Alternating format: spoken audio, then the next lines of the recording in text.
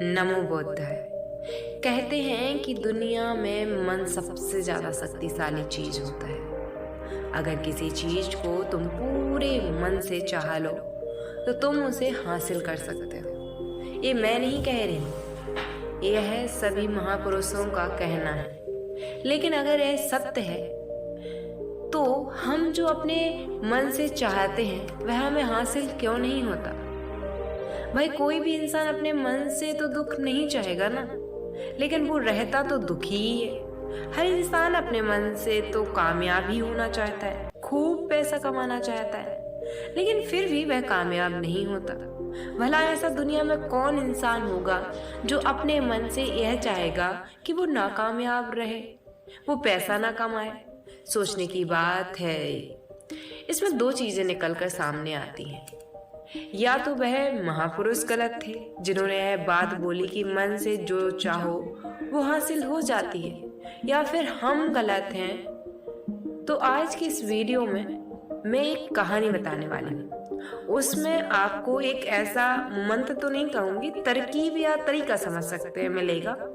उसे समझने के बाद आपको एक ऐसा तरीका मिल जाएगा जिससे आप समझ जाएंगे कि आपको वो चीजें हासिल कैसे करनी है, आपको उस चीज को अपने लिए कैसे इस्तेमाल करना है, मन में किसी भी बात का बीज कैसे बोया जाता है।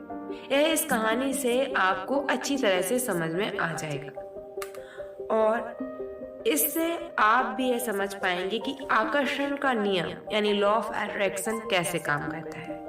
कहानी छोटी सी है लेकिन बहुत ही गहरी है, तो इस वीडियो को बहुत ध्यान से सुनने की जरूरत है। आप अच्छे से इस कहानी को सुनिए और इससे लाभ उठाइए। वैसे लाभ और हानि तो व्यापारी देखते हैं, लेकिन व्यापारी के अलावा जो हम अपने प्रारंभिक किसी भी चीज के प्रारंभ में होते हैं तो हम कहीं ना कहीं हम कितना ही कह लें, लेकिन हम लाभ और हानि में अपने आप को तौल तो लेते ही हैं। तो चलिए कहानी को शुरू करती हूँ और समझते हैं हम आज की मन का मंत्र क्या है। दोस्तों, एक बार की बात है, एक आदमी के जीवन में सिर्फ दुख दर्द थे,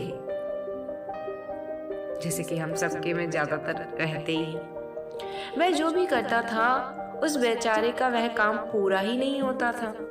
घर में आता तो घर में कलेश बना रहता, किसी से कोई मदद मांगता तो उसकी मदद नहीं करता कोई।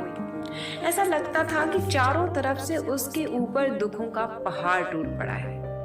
उसे समझ नहीं आ रहा था कि मैं इन दुखों से कैसे पार पाऊं। वह दिन रात यही सोचता रहता था कि अपने दुखों से छुटकारा कैसे पाया जाए।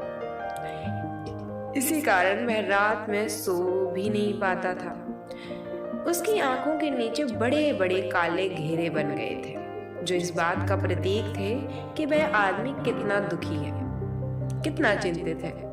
कभी कभी तो उसके मन में आत्महत्या करने के भी ख्याल आते थे, लेकिन अपने परिवार की चिंता करके वह कदम नहीं उठा पाता था। वह इतना दुखी हो गया कि उसने निर्णय किया कि वह इन दुखों से छुटकारा पाकर ही रहेगा।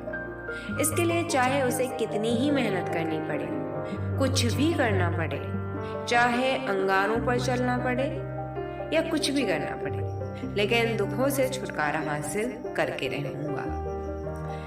ऐसे ही एक दिन उसने अपने मित्र से पूछा कि मैं अपने जीवन को कैसे सुधारूं। उसके मित्र ने उसे बताया कि तुम किसी बाबा के पास जाओ। बाबाओं के पास ऐसा मंत्र होता है जिससे सारे दुख मिट जाते हैं, जीवन खुशियों से भर जाता है और धन संपदा भी हासिल होती है। तुम किसी ऐसे बाबा को ढूंढ लो, बस तुम्हारा काम बन जाएगा। उस आदमी के मन में यह बात पूरी तरह से पक्की बैठ गई कि कोई बाबा ही मेरा दुख दूर कर सकता है, और इसलिए उसे किसी भी बाबा के बारे में पता चलता तो वह उस बाबा के पास पहुंच जाता, उस बाबा को अपनी समस्या बताता और उससे उसका समाधान पूछता और कहता कि बाबा, मैं कुछ भी करने के लिए तैयार हूँ, लेकिन मेरी इन समस्याओं से मुझे छुटकारा दिला दीजिए। आप जो कहेंगे मैं वह करूँगा, लेकिन मेरे जीवन को सुधार दीजिए। बाबा उसे कुछ टोने टोटके बताते थे करने के लिए और बदले में दान दक्षिणा ले लेते थे कि यह टोना टोटका करने के बाद तुम्हारे घर में सुख शांति बनी रही। बस इस टोटके को पूरी विधि के साथ करना। वह आदमी घर लौटकर पूरी विधि के साथ टोना टोटके करने लगता, लेकिन बहुत टोने टोटके करने के बाद भी उसने जीवन में कुछ बदलाव नहीं देखा। इसके विपरीत उसका जीवन और ज्यादा दुखी हो गया। जो भी बाबा उसे टोना टोटका देता था वह बदले में उससे दान दक्षिणा लेता था, जिससे उसका धन भी धीरे धीरे खत्म हो रहा था। इससे उसके जीवन में दुख और ज्यादा बढ़ता जा रहा था।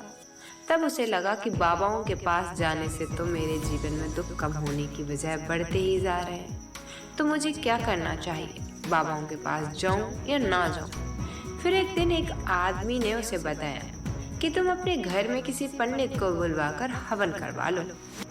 हवन होगा, घर शुद्ध हो जाएगा, कोई भी बुरी ऊर्जा होगी घर में तो वह घर से बाहर चली जाएगी।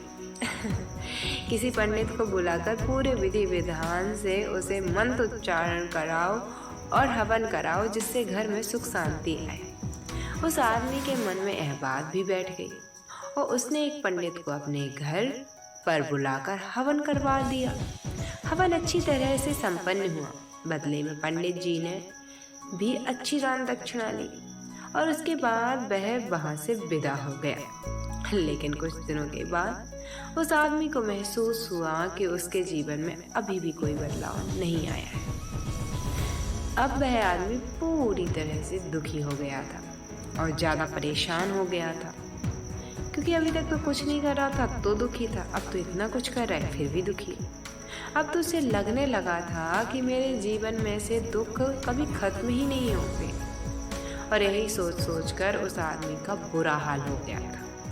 फिर एक दिन उसने अपने मित्र से एक ऐसे बाबा के बारे में पता चला जो समाधान बताने के लिए कोई दान दक्षिणा नहीं लेता था। उस आदमी को लगा यह बाबा दूसरे बाबाओं की तरह नहीं हो सकता, क्योंकि यह दान दक्षिणा लेता ही नहीं, और अगर दान दक्षिणा नहीं लेता तो यह सच में कोई सिद्ध बाबा होगा।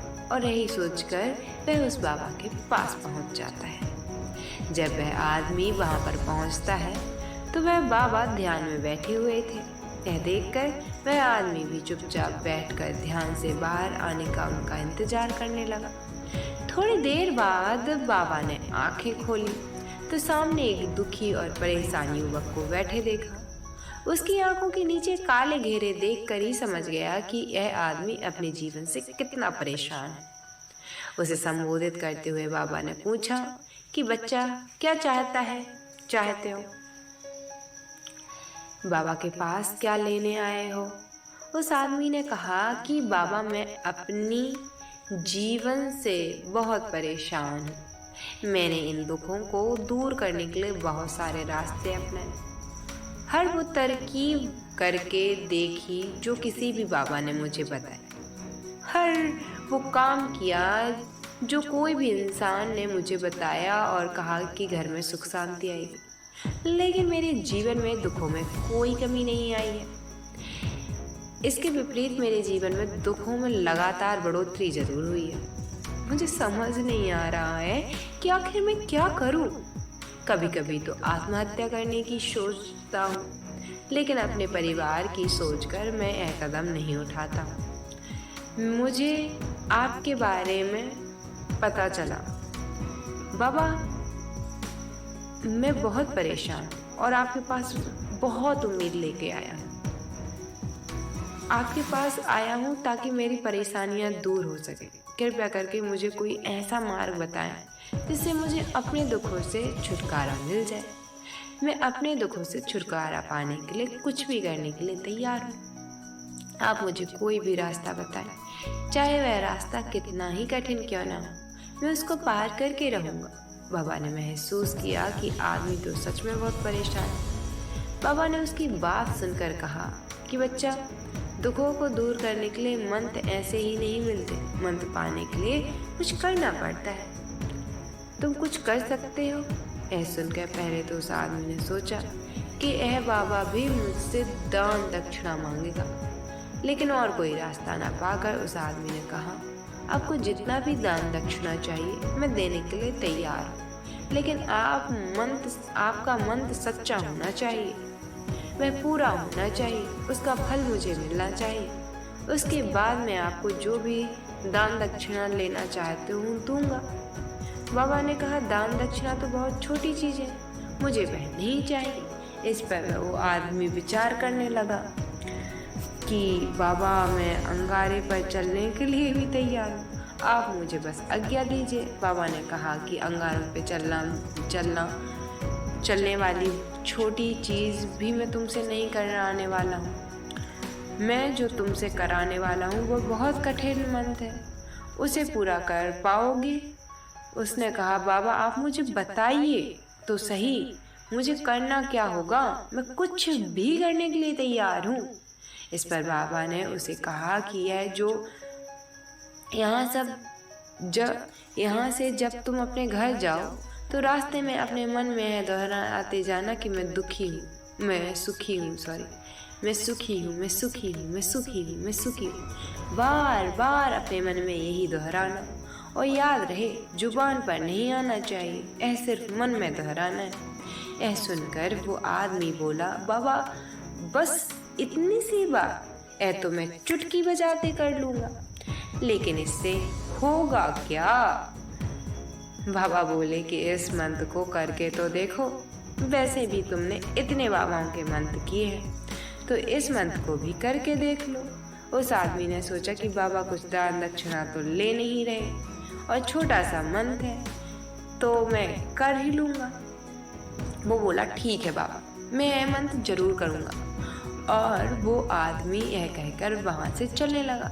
लेकिन जैसे ही वह चलने लगा, पीछे से बाबा ने बोला कि बच्चा एक बात याद रखना, जब तुम्हें मंत्र अपने मन में दोहराना तो तुम्हारे मन में बंदर के विचार नहीं आने चाहिए, बंदर का ख्याल भी नहीं आना चाहिए, तो ही यह मंत्र सिद्ध होगा। आदमी बोला, मुझे तो आज तक कोई बंदर का विचार आया ही नहीं, अब क्यों आएगा? आप चिंता मत करिए बाबा, मैं बस मन में यही दोहराऊंगा कि मैं सुखी हूँ, मैं सुखी हूँ, इसके अलावा बंदर का कोई भी चित्त मेरे मन में नहीं आएगा। यह कहकर वह आदमी वहाँ से चल दिया। वह अपने मन में मैं सुखी हूँ, मैं सुखी हूँ यह दोहराता हुआ थोड़ी दूर तक ही चला था कि उसके मन में अचानक बंदर का ख्याल आ गया। बंदर का ख्याल एक बार आया और चला भी गया। लेकिन उस आदमी ने सोचा, आज तक तो मुझे बंदर का कोई विचार नहीं आया, यह आज बंदर का विचार क्यों आ गया? और ऐसा करके उसने उस बंदर के विचार को पकड़ लिया और यह भूल गया कि मुझे क्या मंत्र दोहराना था। यह बंदर के बारे में सोचने लगा और जब थोड़ी देर बाद फिर से उसे होश आया तो वह फिर से अपना वही मंत्र दोहराने लगा जो बाबा ने उसे बताया था, मैं सुखी हूँ, मैं सुखी हूँ। लेकिन अचानक से उसे एक बंदर दिखाई दिया और यह देखकर फिर से उसके मन में बंदर का विचार उठ गया और यह देखकर वह इस विचार को बाहर फेंकना चाहता था और वह चाहता था कि मेरे अंदर किसी तरह से बंदर का विचार न आए, लेकिन उसे तो सामने बंदर ही दिखाई दिया। ऐसे ही जिद्दोजहद करते करते घर पर पहुंचा और घर पर पहुंचने के बाद अपनी पत्नी को कहा कि हे बंदरिया, मुझे खाने में बंदर परोस दो। और जब उसे एहसास हुआ कि उसने क्या बोल दिया तो वह अपने वाल नोचने लगा और दीवारों से में सर मारने लगा कि आज तक मुझे बंदर का कोई विचार नहीं है और आज मुझे क्या हो गया है, मुझे हर जगह बंदर ही बंदर क्यों नजर आ रहे हैं, यह कैसी माया है। यही सोच सोच कर वह आदमी रात भर सो नहीं पाया, रात भर करवटें बदलते रहा और सुबह उठकर सीधे उसी बाबा के पास पहुंच गया और उसके चरणों में गिर गया और कहा कि बाबा, पता नहीं क्या चमत्कार हो रहा है, आज तक मुझे बंदर का कोई विचार नहीं आया, लेकिन कल से जब से आपने मुझसे कहा कि बंदर का विचार नहीं आना चाहिए, तब से मुझे सिर्फ और सिर्फ बंदर ही बंदर हर तरफ नजर आ रहे हैं। उस आदमी ने कहा कि बाबा, मुझे तो आपके पीछे पेड़ पर बैठे बंदर केले खाते दिखाई दे रहा है, यह हो क्या रहा है? बाबा। ऐसे सुनकर बाबा हंसने लगे। हाँ, बच्चा, मन का जाल एक ऐसा जाल है जिसे समझ पाना इतना आसान नहीं है। बंदर तो तुम्हारे रास्ते में पहले भी आते थे। जब तुम मेरे पास आए थे तो इन्हें पेड़ों पर बंदर घूम रहे थे, लेकिन तब तुम्हारे ध्यान में बंदर नहीं थे। तब तुम्हारे ध्यान में सिर्फ दुख थे। इसके बाद बाबा ने उसे बताया कि बच्चा, हम जिस चीज़ से भी दूर भागना चाहते हैं वह चीज़ हमारे मन में बहुत गहरे में प्रविष्ट हो जाती है और हमारे अंतर मन में समा जाती है। असल में जिससे हम छुटकारा पाना चाहते हैं उससे छुटकारा इसलिए पाना चाहते हैं कि वह हमारे साथ बहुत गहरे से जुड़ी हुई है, और हम जितना ही उससे छुटकारा पाना चाहते हैं उससे और उतनी गहराई से जुड़ते जाते हैं, और आखिरकार हमारे अंतर्मन में छा जाती है वह बात जिससे हम दूर होना चाहते हैं। हम चाहते हैं कि सुखी होना। मैं सुखी हूँ, मैं सुखी हूँ, हमारे होंठों पे भी यही बोलते रहते हैं, लेकिन मन में दुख समाये होते हैं। हमारे विचारों में, हमारे मन में दुख ही दुख दिखाई देते हैं। इसलिए अपनी जुबान से बार बार बोलने से कि मैं सुखी हूँ, मैं सुखी हूँ, मैं सुखी हूँ, हम सुखी नहीं हैं जब तक यह मंत्र हमारे अंतर्मन में प्रविष्ट न होगा। इस पर उस आदमी ने पूछा कि बाबा, लेकिन यह मंत्र हमारे अंतर्मन में प्रविष्ट कैसे होगा? ऐसे सुनकर बाबा ने कहा कि बच्चा, अपने दुखों से लड़ना बंद कर दो। जब तक तुम अपने दुखों को दूर करने की सोचते रहोगे तब तक तुम उन्हें और अपने पास बुलाते रहोगे।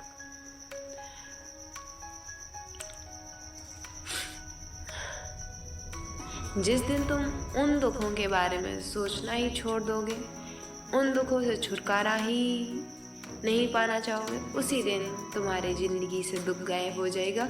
क्योंकि किसी भी चीज़ से छुटकारा पाने के लिए हमें उस चीज़ के बारे में सोचना पड़ता है, और हम जितना ही उस चीज़ के बारे में सोचते हैं वह उतनी ही गहरी हमारे मन में प्रविष्ट होती चली जाती है। तो कहानी का सार यह है कि हम अधिकतर समय दुखों के बारे में ही सोचते रहते हैं। हम यही सोचते हैं कि हमारे जीवन में दुख है और इससे छुटकारा पाना ही है।